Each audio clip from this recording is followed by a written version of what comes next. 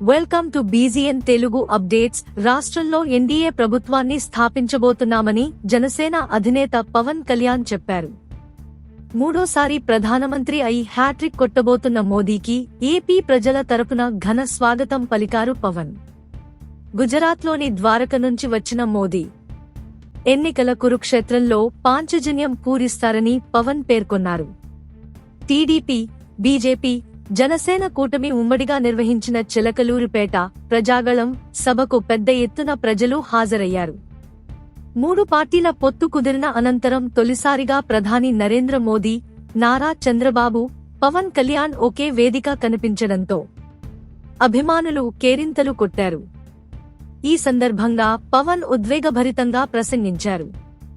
2014లో తిరుపతి వెంకటేశ్వరస్వామి సాక్షిగా ప్రారంభమైన పొత్తు ఇప్పుడు బెజవాడ దుర్గమ్మ సాక్షిగా కొత్త రూపు తీసుకోబోతోందన్నారు. దుర్గమ్మ తల్లి ఆశీస్సులతో ప్రభుత్వాన్ని ఏర్పాటు చేస్తామన్నారు.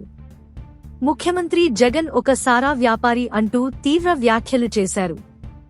రాష్ట్రంలో ఎన్డీఏ ప్రభుత్వాన్ని స్థాపిస్తున్నాం పవన్ చెప్పారు.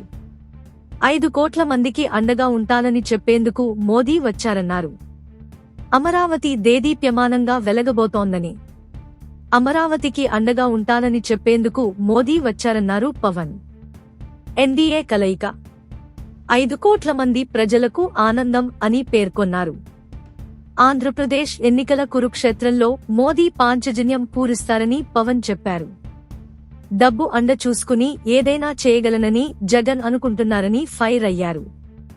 రావణ సంహారం జరుగుతుంది, త్వరలోనే రామరాజ్య స్థాపన జరుగుతుందన్నారు పవన్.